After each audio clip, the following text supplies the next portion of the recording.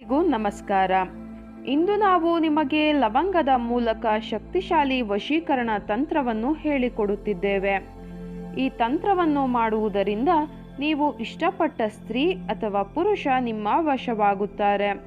ಈ ತಂತ್ರವನ್ನು ಮಾಡುವುದು ಹೇಗೆ ಎಂದು ತಿಳಿದುಕೊಳ್ಳುವ ಮೊದಲು ತಪ್ಪದೆ ನಮ್ಮ ವಿಡಿಯೋವನ್ನು ಲೈಕ್ ಮಾಡಿ ಹಾಗೂ ನೀವಿನ್ನೂ ನಮ್ಮ ಚಾನಲನ್ನು ಸಬ್ಸ್ಕ್ರೈಬ್ ಮಾಡಿಲ್ಲ ಅಂದರೆ ಈ ಕೂಡಲೇ ಸಬ್ಸ್ಕ್ರೈಬ್ ಬಟನ್ ಮೇಲೆ ಕ್ಲಿಕ್ ಮಾಡಿ ಮತ್ತು ಪಕ್ಕದಲ್ಲೇ ಬರೋ ಬೆಲ್ ಐಕಾನ್ ಮೇಲೆ ಕೂಡ ಕ್ಲಿಕ್ ಮಾಡಿ.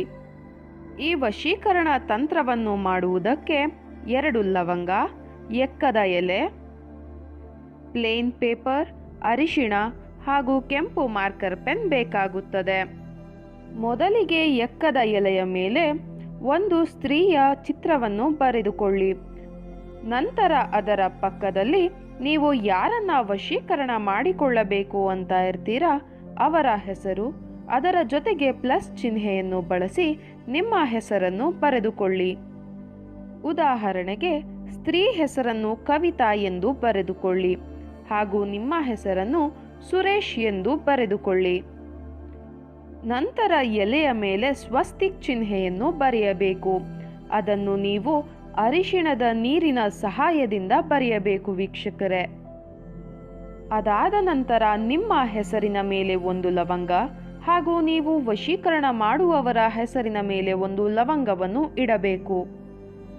ಅದಾದ ಬಳಿಕ ನೀವು ಈ ಒಂದು ಮಂತ್ರವನ್ನು ಹೇಳಬೇಕು.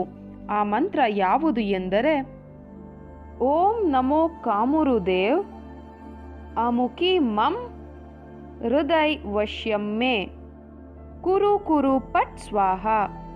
ಅಮುಕಿ ಎಂದು ಬರೆದಿರುವ ಜಾಗದಲ್ಲಿ ನೀವು ಯಾರನ್ನ ವಶೀಕರಣ ಮಾಡಿಕೊಳ್ಳಬೇಕು ಅಂತ ಇರ್ತೀರಾ ಅವರ ಹೆಸರನ್ನು ಹೇಳಬೇಕು ವೀಕ್ಷಕರೇ.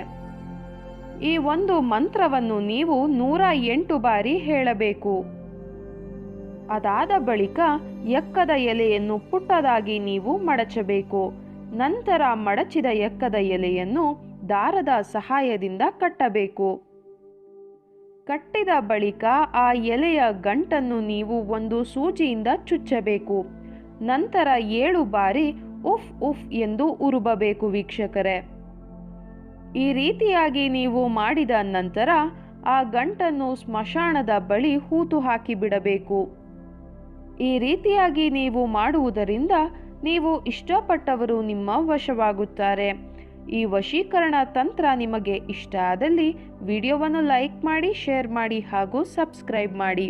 ವಿಡಿಯೋ ನೋಡಿದ ಎಲ್ಲರಿಗೂ ಕೂಡ ಧನ್ಯವಾದಗಳು.